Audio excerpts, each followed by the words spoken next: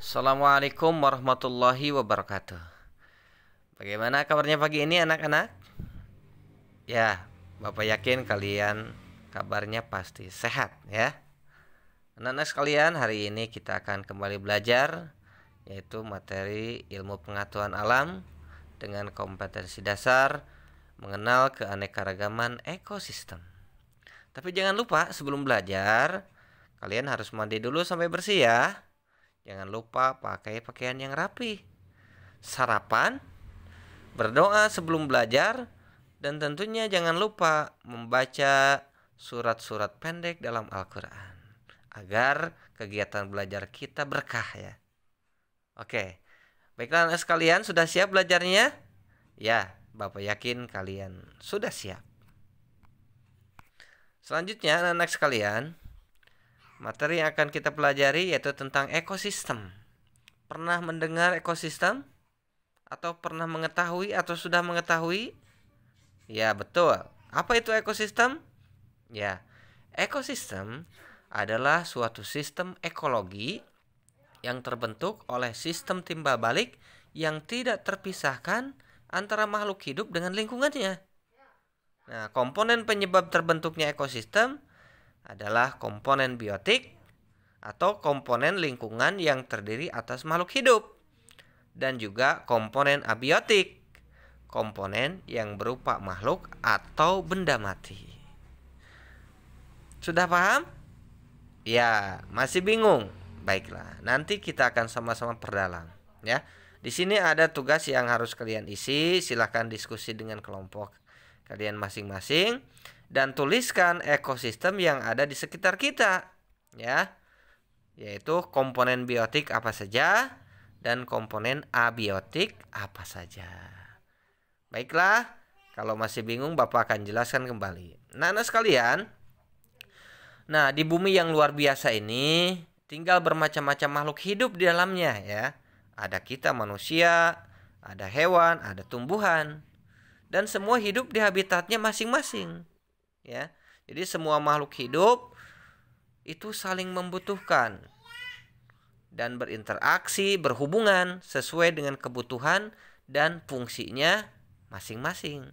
Ya, dalam kehidupan ini ada hubungan timbal balik antara manusia, ya, antara kita manusia, kemudian juga tumbuhan dan juga tempat tumbuhnya. Nah, interaksi atau hubungan antara makhluk hidup dengan lingkungannya yang membentuk suatu sistem ekologi. Nah, inilah yang disebut dengan ekosistem. Nah, untuk lebih dalam, lebih paham, coba kita lihat di sekeliling kita. Kita tentu menyadari adanya banyak di sekeliling kita macam-macam ekosistem. Seperti terdapat dua jenis, yaitu komponen biotik makhluk hidup dan juga abiotik makhluk tak hidup yang berinteraksi atau berhubungan. Faktanya, makhluk hidup manapun gak dapat lepas atau tidak dapat lepas dari lingkungannya, baik itu makhluk hidup lainnya biotik ya maupun makhluk tak hidup atau abiotik. Nah, perlu diketahui anak-anak sekalian, sumber utama ekosistem itu adalah cahaya matahari. Ya, dengan interaksi antara kedua komponen tersebut, macam-macam ekosistem akan selalu tumbuh berkembang sehingga menimbulkan perubahan ekosistem. Nah, kalau kalian pergi ke gunung, maka kalian akan menemukan ekosistem gunung. Di danau, kalian juga akan menemukan ekosistem danau. Intinya, macam-macam ekosistem yang ada di bumi tersusun atas makhluk hidup dan makhluk tak hidup. Nah, sebagai contoh agar lebih jelas, misalnya ekosistem sungai terdiri atas hewan dan tumbuhan yang hidup bersama-sama di sungai. Pada ekosistem sungai ada ikan-ikan kecil, ada ular sawah, ada rumput di tepian sungai dan sebagainya. Ini contohnya ya.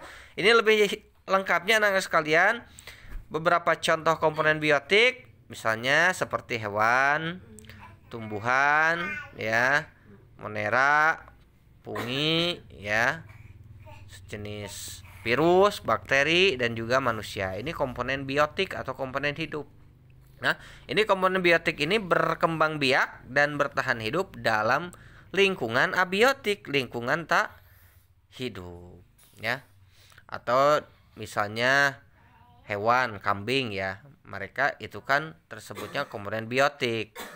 Mereka itu tinggal bertahan hidup dalam lingkungan tak hidup, misalnya di daratan yang ada rumputnya, gitu kan, itu tempatnya misalnya, ya. Ada juga dalam istilah lain lebih jelasnya biotik itu dari bahasa Inggris ya.